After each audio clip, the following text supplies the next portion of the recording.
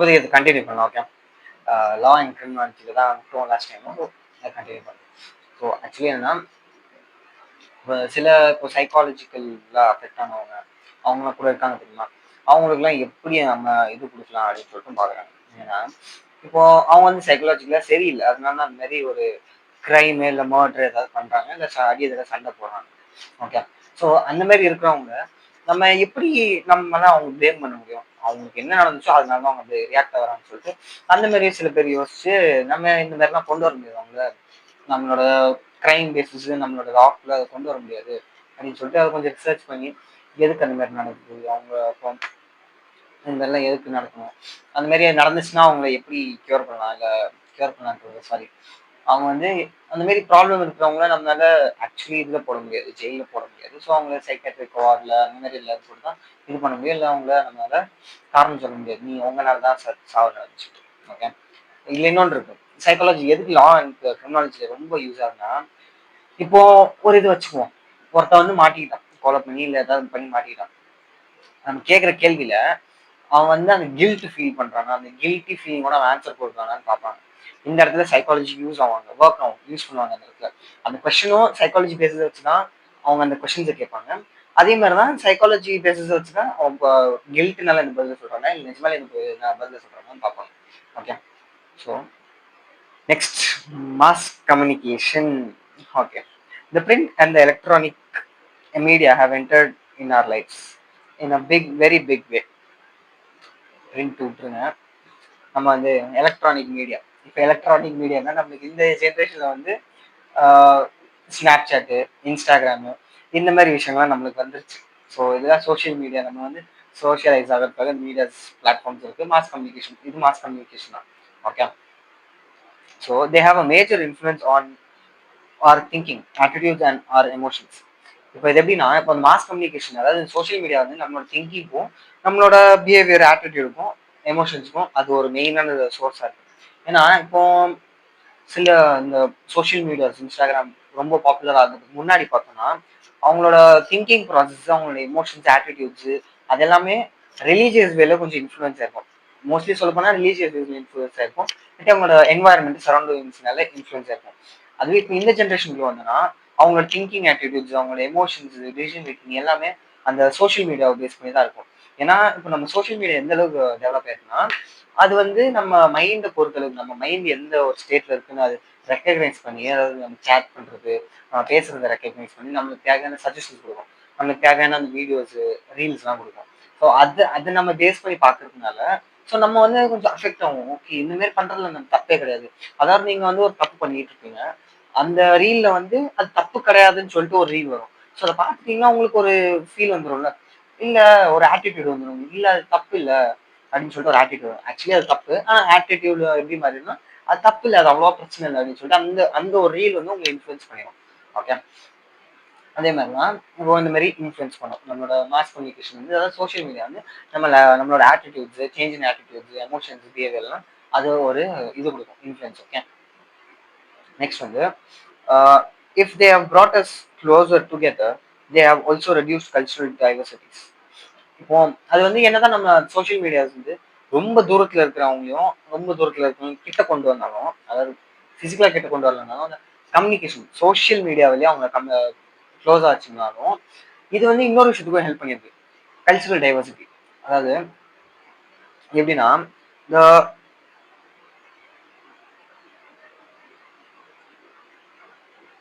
அது எப்படின்னா இப்போ கல்ச்சுரல் டைவர்சிட்டி நம்ம வந்து இந்த கல்ச்சர் அந்த கல்ச்சர்னு பார்க்கணும். ஆக்சுவலி இப்போ இந்த சோஷியல் மீடியா வந்ததுனால ஒரு நல்ல விஷயம் என்னன்னா, நம்ம அந்த சோஷியல் டைவர்சிட்டி அவ்வளோ பார்க்க மாட்டோம். இதுவும் ஒண்ணுதான் அதுவும் ஒண்ணுதான். அந்த அந்த சோஷியாலிட்டியில சொசைட்டி வந்து நல்லா இருக்கு அப்படின்னு சொல்லிட்டு அந்த டைவர்சிட்டி தான், எங்க சொசைட்டி தான் பெருசு, அந்த சொசைட்டி தான் இது அப்படின்லாம் பார்க்க மாட்டோம். நம்மளுக்கு வந்து அந்த டைவர்சிட்டி ஓகே, நல்லா இருக்கு, இந்த சொசைட்டி ஓகே, இந்த சொசைட்டி ஓகே, எல்லாமே ஒரே சொசைட்டி அப்படின்னு சொல்லி ஒரு தாட் ப்ராசஸ் நம்மளுக்கு வந்து சோஷியல் மீடியா தானே. ஓகே. அதுக்கப்புறமா psychology also helps in developing strategies for better and effective communication. Sociology psychology வந்து எந்த அளவுக்கு ஹெல்ப் ஆகுதுன்னா, அது வந்து நம்மளோட ஸ்ட்ராட்டஜிஸும் அண்ட் எஃபெக்டிவ் கம்யூனிகேஷன். அதாவது நம்ம ஒருத்தவங்க பேசணும்னா நம்ம ஒரு ஸ்ட்ராட்டஜி மைண்ட்ல மேக் பண்ணுவோம்ல, இந்த மாதிரி நம்ம பேசணும், இல்லாட்டி நம்ம ஒரு மாதிரி பார்ப்பாங்க அப்படின்னு சொல்லிட்டு அந்த மாதிரி ஸ்ட்ராட்டஜி மேக்கிங்கும் எஃபெக்டிவ் கம்யூனிகேஷனும் உங்களுக்கு ஈஸியாக வரும். ஏன்னா இந்த சோஷியல் மீடியானால சோஷியல் மீடியா ரீல்ஸ் வருது, சில பேர் பேசுகிறோம், அதெல்லாம் அவங்க எப்படி அஃபெக்ட் ஆவாங்க, எப்படி என்னெல்லாம் பேசலாம், எப்படி பேசலாம்னு சொல்லிட்டு உங்களுக்கு திங்கிங் ஈஸியாக வந்துடும். ஸோ அது நம்மளுக்கு ஹெல்ப் பண்ணுது. அதுக்கப்புறமா journalists in reporting news must know the reader's interest in the story. Since most stories deal with human events, knowledge of their motives and emotions is very important. அதாவது ஒரு journalist வந்து ஒரு இதை பத்தி எழுதுறாருன்னா அவர் எழுதுறது வந்து ஒரு மனுஷனுக்கு வந்து அது இன்ட்ரெஸ்ட்டுக்கு தூண்டணும். ஸோ அந்த மாதிரி இன்ட்ரெஸ்ட் தூண்டுறது அவங்க சோஷியல் மீடியா யூஸ் பண்ணுவாங்க.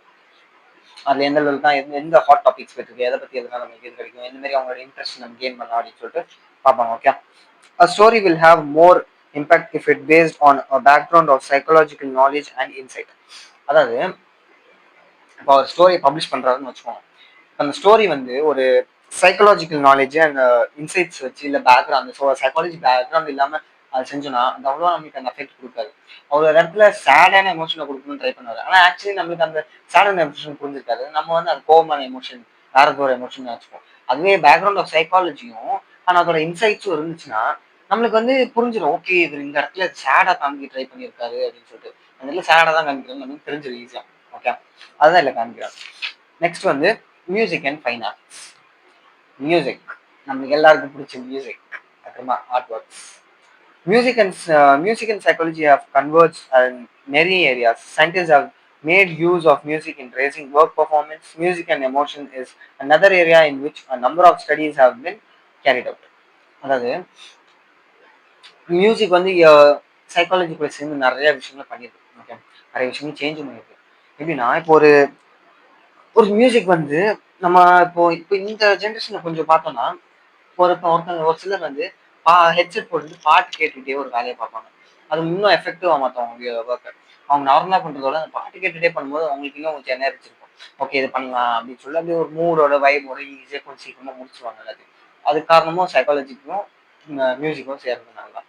ஓகே, அதேமா musicians in India have recently started experimenting with what they call music therapy. In this, they use different ragas for curing certain physical ailments. The effectiveness of music therapy still remains to be proven. அதாவது Indian psychologist sorry Indian musicians அவங்க என்ன பண்றாங்கன்னா ஒரு விதமான theory therapy எடுத்துட்டு வராங்க, music therapy. அதில் வந்து ஒரு சில ராகாஸ், அதாவது அந்த ராகம் இருக்கு, இந்த மாதிரி ஒரு டியூனு மியூசிக் டியூன்றாங்கல்ல, அந்த மாதிரிலாம் கொண்டு வந்து அதை வந்து ஒரு ஃபிசிக்கல் எலிமெண்ட்ஸ்க்கு, அதாவது கொஞ்சம் இது இன்னும் கொஞ்சம் தூண்டல் கொடுக்குற மாதிரி ஒரு பாடி எலிமெண்ட் இருக்கு உங்களால முடியாது அப்படின்னு இருக்கும்போது அது அந்த ஒரு சில சர்டன் சாங்ஸ் வச்சு அவங்களை மோட்டிவேட் பண்ற மாதிரி பார்க்கறதுக்கு அவங்க ட்ரை பண்றாங்க. இது வந்து இன்ன வரைக்கும் இது இன்னும் ப்ரூவ் ஆயிருக்கு. ஆமா, அது இன்னும் அஃபெக்டிவா தான் இருக்கு அப்படின்னு சொல்லிட்டு ப்ரூவ் பண்ணியிருக்காங்க. Okay, architecture and engineering. At first glance, the relationship between psychology and architecture and engineering would appear improbable. அதாவது நம்ம இதை ஸ்டார்டிங்ல கேட்கும்போது சைக்காலஜி எங்க இருக்கு, ஆர்கிடெக்சரும் இன்ஜினியரிங்கும் எங்கயா இருக்கு, இது ரெண்டும் எப்படி ஒத்து போகும்னு யோசிச்சீங்கன்னா ஆக்சுவலி எப்படின்னா இப்போ ஒரு ஆர்கிடெக்சர் இருக்காருன்னு வச்சுக்கோங்க. இப்போ அவர் வந்து ஒரு விதமான ஐடியா வச்சிருப்பாரு மைண்ட்ல. அவரோட ஒரு மைண்ட்ல அவர் வந்து ஒரு ஒரு விதமான ஹவுசிங் பிளான் வச்சிருப்பாரு. அந்த ஹவுசிங் பிளானை அவங்களோட கிளைண்ட்ஸுக்கு காமிக்கணும்னா அவர் அது எப்படி அவங்களுக்கு இது அதை எப்படி அவங்க கன்வே பண்ணுவாங்க, அந்த கிளைண்ட்டுக்கு அவங்க எப்படி அதை கன்வே பண்ணுவாங்க. ஸோ அந்த மாதிரி ஒரு சைக்கலாஜிக்கல் திங்கிங் பேஸ் வச்சுன்னா அது எப்படி அவங்களுக்கு அதை தெளிவுபடுத்தலாம், அவங்களுக்கு எப்படி அதை காமிக்கலாம், நம்ம எப்படி ஒரு மைண்ட் இமேஜ் வச்சிருக்கோமோ அதை எப்படி அவங்களுக்கு காமிக்கலாம்னு சொல்லி பார்க்கறது தான் ஆர்கிடெக்சர் யூஸ் ஆகுது. இன்ஜினியரிங்ல வந்து அவங்க இப்போ ஏதாவது ஒரு மிஷின் ஒர்க் நீங்க பண்ணிட்டு இருக்கீங்க, ஒரு மிஷின் புதுசாக கொண்டு வரீங்க, அது என்னென்னலாம் பிரச்சனை நடக்கும், இப்போ இந்த மாதிரி நடந்துச்சுன்னா சேஃப்டிக்காக நம்ம என்ன பண்ணலாம் அப்படின்னு சொல்லி சைக்காலஜிக்கலா திங்க் பண்றோம். ஓகே, இந்த மாதிரி யூஸ் பண்ணி தான் it sums up psychology is located at intersection of many fields of knowledge pertaining to human function. அதாவது சைக்காலஜி வந்து என்ன, இது எல்லாத்தையும் சேர்த்தோம்னா சைக்காலஜி வந்து எல்லார் வாழ்க்கையிலும் இருக்கு. ஓகே, ஒரு ஒரு சின்ன விஷயத்துலயும் சைக்காலஜி இன்க்ளூட் தான் இருக்கு. இப்போ நம்ம இதுல பார்த்தோம்னா சைக்காலஜிங்கிற ஒரு விஷயம் வந்து பிலாசபிலேருந்து ஒரு சும்மா ஒரு மித்துலேருந்து அது அங்கேருந்து ஸ்டார்ட் ஆகி சைக்காலஜின்னு ஒரு ஸ்டடியே வந்துருச்சு. அது எந்த அளவுக்கு டெவலப் ஆயிருக்குன்னு பார்த்தோம். நம்ம ஒரு விஷயத்த பார்க்குறோம், அதை அந்த உலகத்தை எப்படி பார்க்குறோம், உலகம் எப்படி யோசிக்குது, எப்படி ஒர்க் ஆகுது அப்படின்னு சொல்லிட்டு பார்க்கறதுக்கான மெயின் ரீசன்ஸும் சைக்காலஜி தான். ஓகே, ஸோ நெக்ஸ்ட் ஹெட்டிங் வந்து psychology in every day life. Okay, இதுதான் லாஸ்ட் சப்ஹெட்டிங். ஸோ ஓகே, இப்போ வந்து psychology in every day. Okay, சின்ன கேப் விட்டு வந்தேன். So the decision above may have clarified that psychology is not only a subject that satisfies some of the curiosities of our mind about human nature, but it is also a subject that can offer solutions to variety of problems. அதாவது இப்போ psychology நம்ம மேலே அந்த டிசிஷன்ஸ்லாம் வச்சு பார்க்கும்போது actually எப்படின்னா அது நம்மளுக்கு கிளாரிஃபை மட்டும் பண்ணாது, நம்மளோட இந்த கியூரியாசிட்டி அதை மட்டும் சாட்டிஸ்ஃபை பண்ணாது. ஆக்சுவலி அது வந்து human nature, but it also a subject that can offer solutions to various problems. அதாவது அது வந்து நம்மளோட மைண்ட் கியூரியாசிட்டியை தவிர, அது மைண்ட் கியூரியாசிட்டினால தான் அது ஃபர்ஸ்ட் ஆஃப் ஆல் உருவாகி ஆரம்பிச்சிச்சு. சைக்காலஜிங்கிறது பிலாசபில இருந்தால் ஃபர்ஸ்ட் ஸ்டார்ட் ஆச்சு. ஒரு மைண்ட் கியூரியாசிட்டினால தான் சைக்காலஜி ஸ்டார்ட் ஆச்சு. அதுக்கப்புறமா சைக்காலஜி அங்கே மட்டும் நிற்காம இன்னும் நிறைய இதுக்கு போச்சு. அதாவது வேற வேற இதுலையும் எப்படி சொல்றது, வேற வேற சப்ஜெக்ட்ஸ், வேற வேற டிசிப்ளின்ஸ்லையும் இன்னும் ஹெல்ப் பண்ண ஆரம்பிச்சு. நம்மளோட எவ்ரிடே லைஃப்லயும் அது ரொம்ப ஹெல்ப் பண்ண ஆரம்பிக்குது. ஓகே,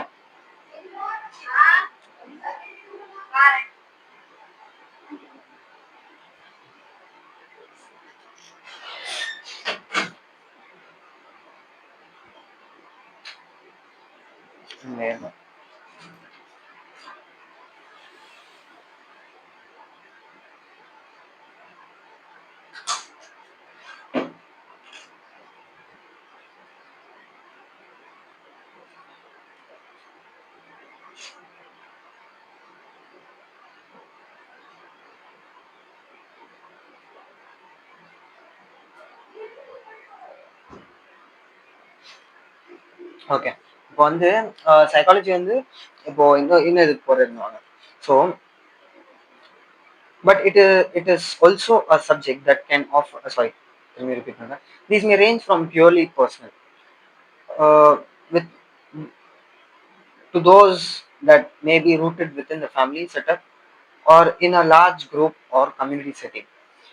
இப்போ எப்படின்னா இப்போ அது வந்து சைக்காலஜி வந்து நம்மளோட பர்சனல் லைஃப்லயே இருக்கலாம். பர்சனல் லைஃப்னா இப்போ எப்படி ஒரு பொண்ணு இருக்கா, அவளோட அப்பா வந்து ஆல்கஹாலிக் பர்சனு, அவங்க அம்மா வந்து அவங்க பசங்களையும் பார்த்துக்கணும், அவங்க அப்பாவையும் பார்த்துக்கணும், அந்த மாதிரி ஒரு சுச்சுவேஷனு. இல்லாட்டி lack of communication and interaction among family members, இந்த மாதிரி ப்ராப்ளம்ஸ் வந்து இந்த மாதிரி ஃபாதர் மதர் ப்ராப்ளம்னால ஒரு கம்யூனிகேஷன் இருக்காது, நம்மளால ஃபேமிலி மெம்பர்ஸ் கம்யூனிகேட் பண்ண முடியாது, அந்த மாதிரி ப்ராப்ளம்ஸ் வரும். அதுக்கப்புறமா இந்த பெரிய பெரிய குரூப் செட்டிங்ஸ்ல போகும், இல்லாட்டி ஒரு லார்ஜர் கம்யூனிட்டியும் இருக்கலாம். சாரி, இல்லாட்டி ஒரு பெரிய லார்ஜர் கம்யூனிட்டியும் இருக்கலாம். எப்படின்னா இப்போ ஒரு எக்ஸாம்பிளுக்கு இருக்குன்னா டூரிஸ்ட் குரூப்ஸு, அப்புறமா சோஷியல் ஐசோலேட்டட் கம்யூனிட்டிஸ், அதாவது சோஷியலியே ஒரு குரூப் வந்து கொஞ்சம் ஐசோலேட் டைப் இருக்கும், அந்த மாதிரி குரூப்ஸ் கூட இருக்கலாம். ஓகே, இது or have national or international dimensions. Problems related to education, health, environment, social justice, women development, intergroup relation, etc. are while the solution of these problems may involve political, economical, and social reforms, intervention at the individual level are also needed in order to change. Sorry, yeah. இப்போ என்னதான் அந்த அளவுக்கு இதெல்லாம் இருந்தாலுமே நம்மளுக்கு சைக்காலஜின்ற ஒரு விஷயம் இருந்தால் தான் நம்மளால அதெல்லாம் கொஞ்சம் இது அது வந்து கொஞ்சம் ஹெல்ப் பண்ண முடியும், சப்போர்ட் பண்ண முடியும். ஓகே, இப்போ the potential of psychology in solving the problems of life is being realized more and more. Media has played a vital role in this respect. அதாவது இந்த சைக்காலஜி வந்து இப்போ சைக்காலஜியோட பொட்டன்ஷியல் வந்து இன்னும் கொஞ்சம் அதிகரிச்சுட்டு தான் போகுது, கொஞ்சம் கொஞ்சமாக அதிகரிச்சுட்டே தான் போகுது. அதோட இம்பார்ட்டன்ஸ், அது தேவைங்கிற ரியலைசேஷன்ஸ் இன்னும் கொஞ்சம் அதிகமாயிட்டே தான் போகுது. ஓகே, இப்போ ஸோ மீடியான்னு எடுத்துக்கிட்டோம்னா மீடியாவும் இதுக்கான ஒரு வைட்டல் ஒரு இம்பார்ட்டன்ட் ரோல் பிளே பண்ணியிருக்கு. ஏன்னா இப்போ நம்ம வந்து இப்போ ரீல்ஸ் அந்த மாதிரி எதாவது பார்க்கும்போது நம்ம நம்மளோட இண்டிவிஜுவல்ஸ் இதை பத்தி கொஞ்சம் சைக்காலஜியில பார்த்துருப்போம். சைக்காலஜி சேஸ் அப்படின்னு மாதிரி நிறைய ரீல்ஸ் வந்திருக்கும்.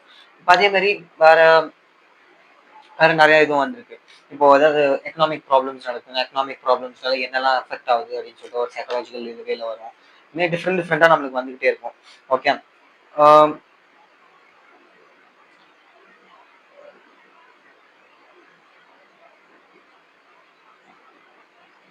ஸோ இந்த மாதிரி இருக்கும்போது சைக்காலஜி வந்து ஆஹ் இந்த மாதிரி வேலை செய்யறது வந்து ரொம்ப காமன் ஆயிடும். ஏன்னா நம்ம வந்து இப்போ சைக்காலஜி பார்த்தோம்னா நம்மளோட டே டு டே லைஃப்ல எல்லாத்துலயும் ஒர்க் ஆக ஆரம்பிச்சிச்சு.